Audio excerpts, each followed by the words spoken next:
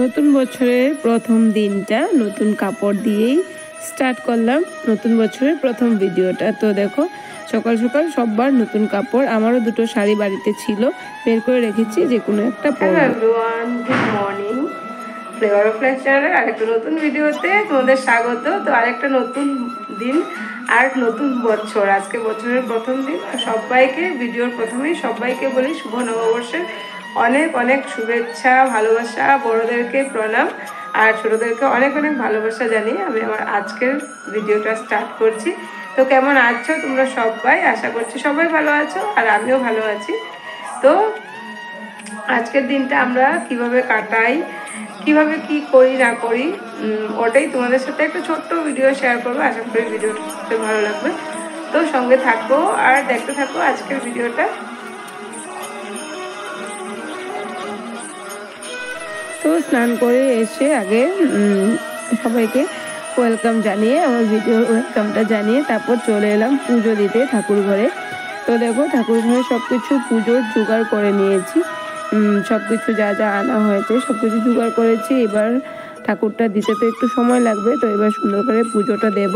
তো পুজো দেওয়ার আগে দেব, সব জোগাড় করে রেখে তারপর চলে এলাম মালা গাঁথতে। আজকে যেহেতু প্রথম দিন বছরের পয়লা বৈশাখ, আর আজকের দিনে আমাদের দরজাতে আম পাতার মালা দিতে হয়। আমাদের চৈত্র সংক্রান্তির দিন ফুলের মালা, আর পহেলা বৈশাখের দিন আমাদের আম পাতার মালা দিতে হয় দুয়ারে, এটা নিয়ম আছে। তো আমি আম পাতার মালাটা দুয়ারে দিয়ে তারপরেই আমি পুজোটা করব। তো পুজোর যোগাড়যন্ত্র করে রেখে আমি চলে এলাম মালা গাঁথতে। মালা গেঁথে দরজাতে লাগিয়ে তারপর ধরো বাড়ির মেইন দরজাতে একটা, ঠাকুর ঘরের দরজাতে একটা দেবো, দুটোই মালা বানাবো। বাড়িতে তো অনেকটাই দরজা আছে, তো সব দরজায় মালা বানিয়ে দিতে থাকলে অনেকটা লেট হয়ে যাবে। তো দেখো মালা বানিয়ে সব আম পাতাগুলোর মধ্যে সিঁদুরের ফোঁটা দিয়ে তারপর আমি লাগিয়ে নিচ্ছি দরজাতে আম পাতার মালাটা। মানে যেহেতু বছরের প্রথম দিন আমরা গণেশ ঠাকুরের পুজো করব আজকে, আমাদের প্রথম পূজ্য দেবতা, ওনার পূজা দিয়ে আজকের বছরের প্রথম দিনটা শুরু করব। তাই বলে যে আম পাতার মালাটা লাগানোটা ভালো।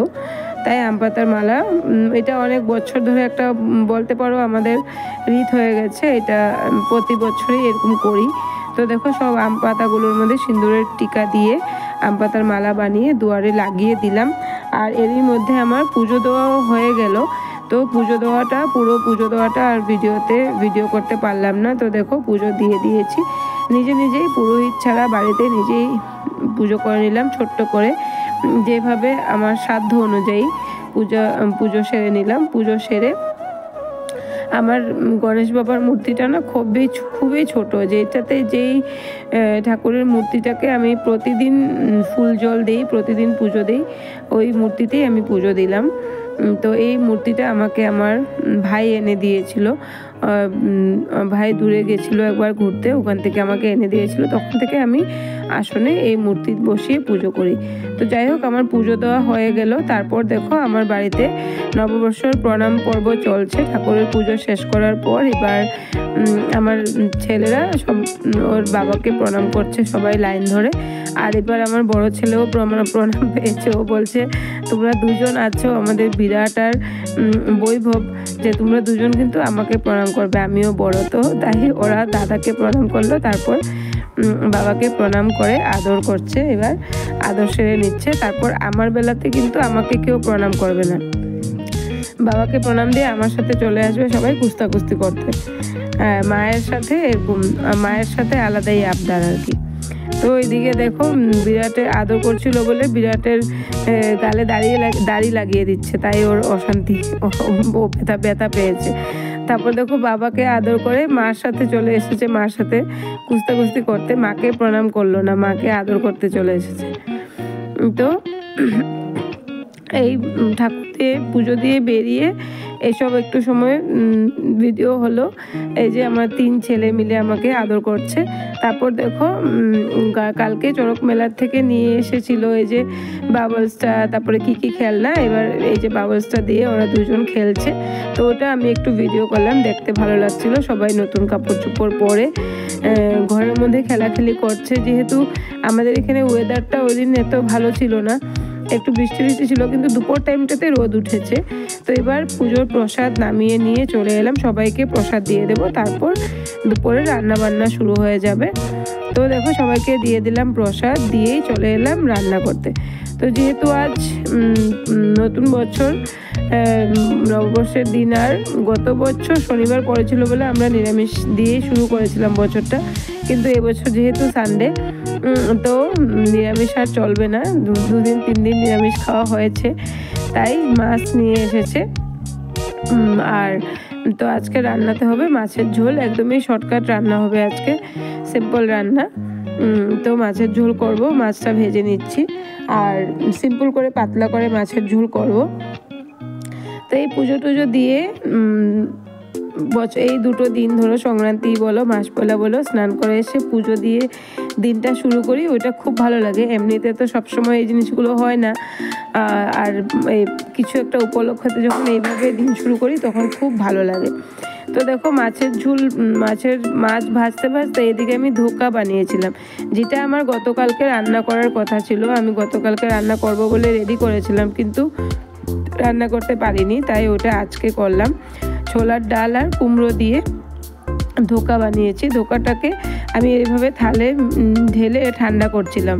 এদিকে ধোকাটা ঠান্ডা হতে হতে আমার মাছ ভাজা হয়ে গেছে, তারপর ধোকাটাকে কেটে পিস পিস করে এইভাবে বের করে নিলাম। এইভাবে ধোকা বানালে না, তুমি এইভাবে পিস পিস করে তুমি টিফিন বক্সে করে ভরে ফ্রিজে রেখে দিতে পারবে, 2-3 দিন পরও রান্না করে খাওয়া যায়। তো আমি আজকে সবগুলোই বানিয়ে নেব, খুব বেশি একটা বানাইনি, যতটুকু বানিয়েছি 2 বেলাতে আমাদের চলে যাবে। তো এদিকে মাছের ঝোল হচ্ছে, আর এদিকে ধোকা ভেজে ধোকার ডালনা করব।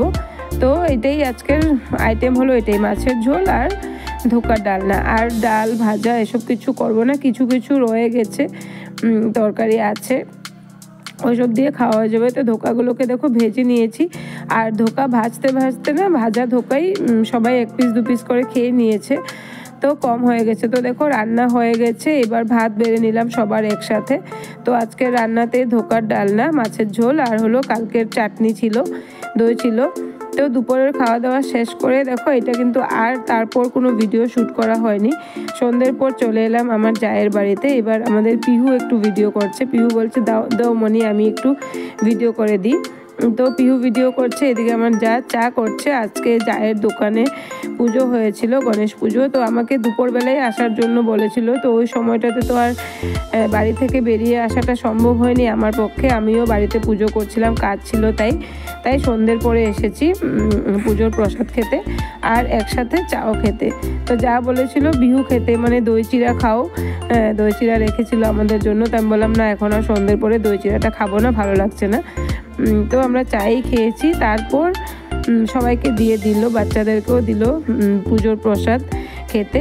আর তো খাওয়া দাওয়ার পর এখানেও আমাদের প্রণাম পর্ব চলছে।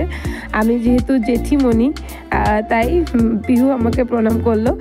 আমাকে জেঠিমণি বলে ডাকে না, মণিই ডাকে। আমি বারণ করেছিলাম জেঠিমণি ডাকবে না, আমাকে শুধু মণি ডাকো। তো মণি বলে ডাকে, তো প্রণাম করলো আমাকে। আর এবার পিহু আমার বড় ছেলে বললো আমাকেও প্রণাম করে, আমি তোর থেকে বড়। তারপর পিহু বললো আমাকে কেউ প্রণাম করে না। তো আমার ছোট 2 জন পিহুকে প্রণাম করলো, খুব খুশি ওরা, নমস্কার পেতে যে কি খুশি। আমার নমস্কার নিতে ভালো লাগে না, কিন্তু তাও নিতে হয়। এবার আমার যাও আমাকে প্রণাম করছে, দেখো বলছে যে বয়সে আমি বড় হলে কি হবে তোমার থেকে, সম্পর্কে তো তুমি আমার বড়, তাই নমস্কারটা তোমার প্রাপ্য বলে নববর্ষের প্রণাম দিল। তারপর আমরা 2 যা মিলে একটু কোলাকুলি করে দিলাম। তো এইভাবেই কাটালাম হাসি মজা করে নববর্ষের প্রথম দিনটা, বছরের প্রথম দিনটা। তো সকাল থেকে সন্ধে অবধি সারাদিনের সব কিছু তোমাদের সাথে শেয়ার করলাম। আশা করি ভিডিওটা তোমাদের ভালো লাগবে, আর ভিডিওটা ভালো লাগলে লাইক কমেন্ট শেয়ার করে দিও, আর আমার চ্যানেলটাকে সাবস্ক্রাইব করে আমার পাশে থেকো। তো সবাই ভালো থেকো, সুস্থ থেকো, দেখা হবে পরবর্তী আরেকটা নতুন ভিডিওর সাথে। Tata, good night.